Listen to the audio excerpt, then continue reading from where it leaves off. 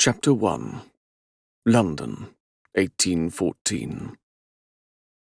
Julius Blackwell dug his fingers under the mask covering his face. The damn thing itched like the dickens. It smelled like a swamp. He tried to remember the last time he'd worn it. Vauxhall Gardens, that assignation with Godfrey's sister. His lips scratched the wool as they curved beneath the mask. That had been a lovely evening, notwithstanding his flight along the banks of the Thames with Godfrey's men in pursuit. The man's outrage seemed disproportionate to Julius's offence. His sister was a lovely widow who had more than her fair share of trysts. Her behaviour was well known throughout London. In Godfrey's defence, however, it was one thing to know of one's sister's behaviour, but quite another to come across it along one of the garden's winding paths. Julius's escape through the filthy river had been hard won. It also explained the smell. He readjusted the mask. If only bed sport were the reason he wore it tonight. The floorboard beneath him groaned, and Julius froze. The felt he'd attached to the bottom of his boots was no protection against an ill-constructed house. Blast Lord Liverpool for sending him on this fool's errand. No earl should condescend to sneak through a widow's home in the middle of the night to steal a painting, not even at the request of the Prime Minister. The previous Lords Rothschild would roll over in their graves if they knew what the current one was doing. It had been ingrained in Julius since infancy that honour was the mainstay of the aristocracy. Honour and idleness. Julius was sure none of his ancestors had ever worked a day in their lives, much less worked for the Crown as a spy. And blast Ashworth for getting blackmailed by Mrs. Abigail Westmont in the first place. Julius always seemed to be the Crown's first choice to clean up the messes the peerage left behind. If Liverpool didn't seek some form of retribution for Viscount Ashworth's latest indiscretion, Julius damn well would. Easing into another sitting-room, Julius examined the walls, but didn't find his object. All that remained to search were the widow Westmont's own bedchambers. A pulse throbbed behind his temple. Of course the harlot would keep it close. That painting was worth £20,000 to her, or a certain disgrace to Viscount Ashworth if he didn't pay. His footsteps were mere whispers as he crept down the hallway. Julius prayed the widow kept her door well oiled. Liverpool's instructions were to recover the item at all costs, but violence against women didn't sit well with Julius, even against conniving blackmailers. Taking a deep breath, he pressed the door open, the wood hissing over the raised carpet. Moonlight streamed in through the uncovered window, falling on the form beneath the coverlid. Her chest rose and fell smoothly, enjoying the sleep of the innocent. Julius bit back a snort. Mrs. Abigail Westmont was anything but. Although Julius had never enjoyed the pleasure of her favours, he'd known many men who had. Many, many men. How many of them had she blackmailed, too? The shadowed walls were bare. He narrowed his eyes. Where would she keep it? He peered over the back of her settee. Nothing. In her wardrobe, Julius pushed aside swathes and swathes of fabric. Julius ground his teeth together and tossed a glance over his shoulder at the sleeping figure.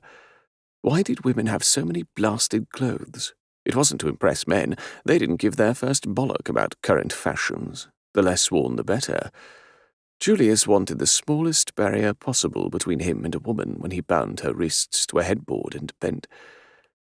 His gaze flew to the bed. On silent feet he padded close, listening to her even breathing. Dropping to his hands and knees, he lifted the ruffle and stared into the pitch black beneath the mattress and frame. Feeling his way, he searched the floor, finding nothing. He flattened to his stomach and scooted as far underneath as he could, straightening his arm. His fingertips nudged a cloth-wrapped bundle. Stretching his shoulder, Julius ignored the familiar pain that shot through the joint and grasped the edge of the painting, tugging it towards him. As quietly as possible, he pulled the 2-foot square canvas free of the counterpane. Rolling to a crouch, he shot one last look at the widow Westmont and slipped from her room. Julius stalked to the window at the end of the hall. Moonlight streamed through the curtains. He unwrapped enough of the canvas to see that it was indeed a portrait of Ashworth. Tucking the picture under his arm, he escaped from the house the way he'd entered. He waited for the familiar rush of pleasure and satisfaction that came from evading detection, from gaining entrée where he didn't belong. But tonight he just felt on edge. 2 blocks away, he climbed into his carriage and headed for White's. He found Liverpool where he expected, ensconced in a private room, a stack of papers on the table next to him, smoke curling from the end of his pipe. "I see you were successful," Liverpool said. Turning a page in the London Gazette, he flicked a glance at Julius. The man had only been Prime Minister for a couple of years, and Julius hadn't yet learned the art of reading him.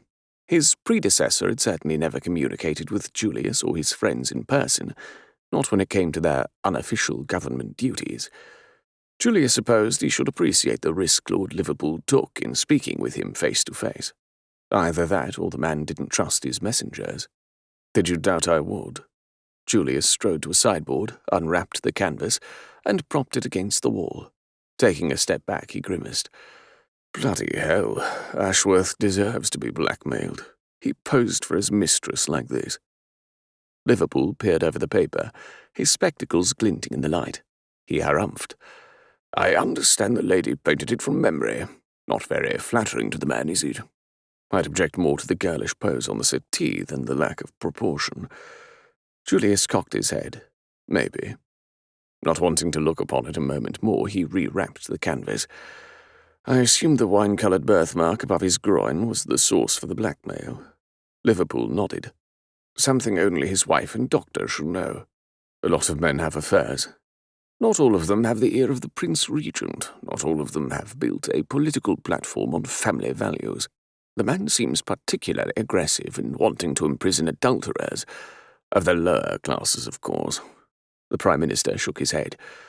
"No, Lord Ashworth was a fool to be so indiscreet." He flipped to another page, dismissing Julius. Another job done. Julius's shoulders sagged. Finishing a job for the Crown usually left Julius in high spirits, eager for more adventure. Being a spy had given his life purpose. Tonight he felt drained. He just wanted to get home, go to bed.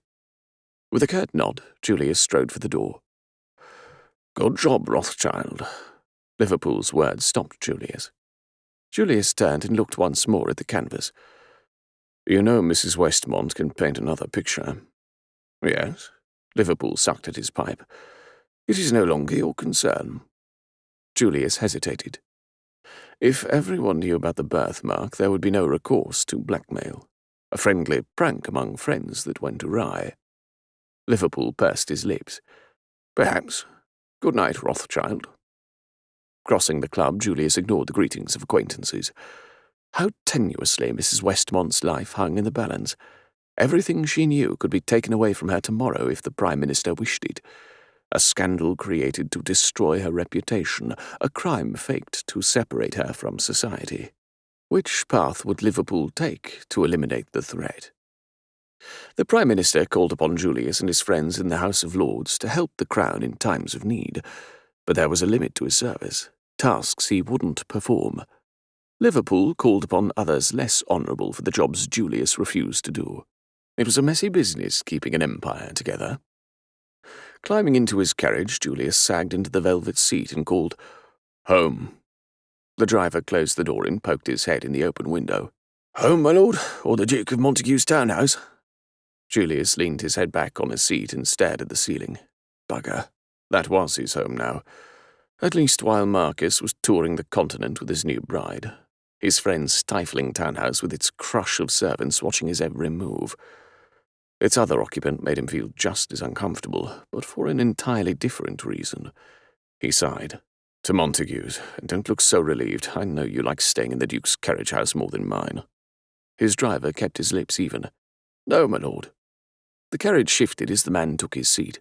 The flannel-wrapped bricks at Julius's feet had long since cooled, and he tugged his coat tighter about him. Both carriage windows were open, but he made no move to close them.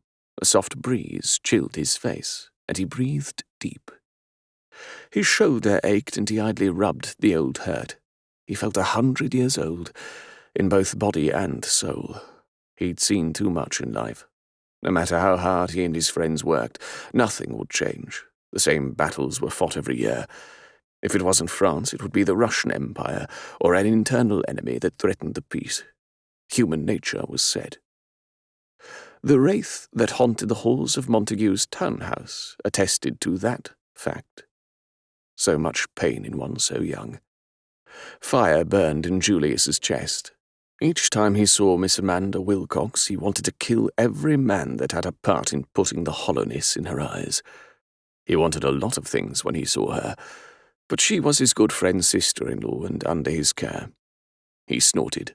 Marcus had left the chit under Julius's protection while he was away with his new bride, the idiot, like putting the fox in charge of the henhouse.